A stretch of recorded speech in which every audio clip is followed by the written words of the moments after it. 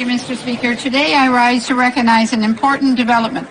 The decision by the European Union to designate the IRGC as a terrorist organization.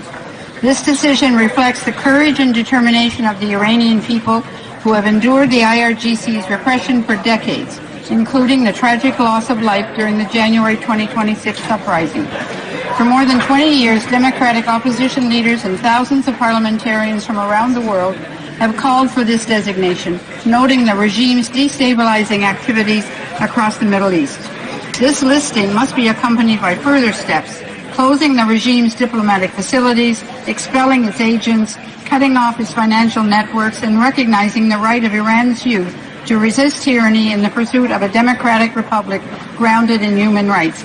Canada acted by listing the IRGC in 2024, and today I call on the United Kingdom to follow suit and register the IRGC as a terrorist entity. Thank you. Mr. Speaker, I rise today in solidarity with my constituents of North Vancouver Capilano, home to a strong and vibrant Iranian-Canadian community, to unequivocally condemn the Iranian regime's unjustifiable killing of thousands of peaceful civilian protesters. The Iranian regime must halt its horrific repression and intimidation, and I call on the regime to respect the rights of its citizens.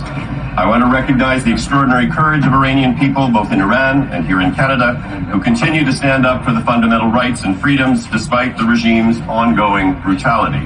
Canada has been firm and steadfast in its support for the Iranian people and in its opposition to the actions being taken by the regime.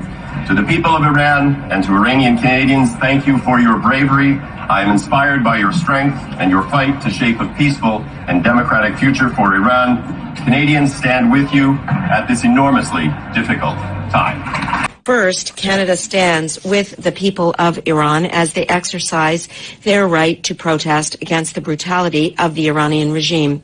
Iran's brutal repression against its own people must end. Thousands of people have been injured or killed by the regime, including at least one Canadian. Canada listed the IRGC as a terrorist entity more than 18 months ago, and last week the European Union did the same. I can also tell you today that in addition to the almost 500 sanctions that we have imposed against entities and individuals, we are continuing to work on this important issue. And in particular, I am working to impose additional sanctions against the Iranian entities and individuals for violations of international peace and security and human rights violations.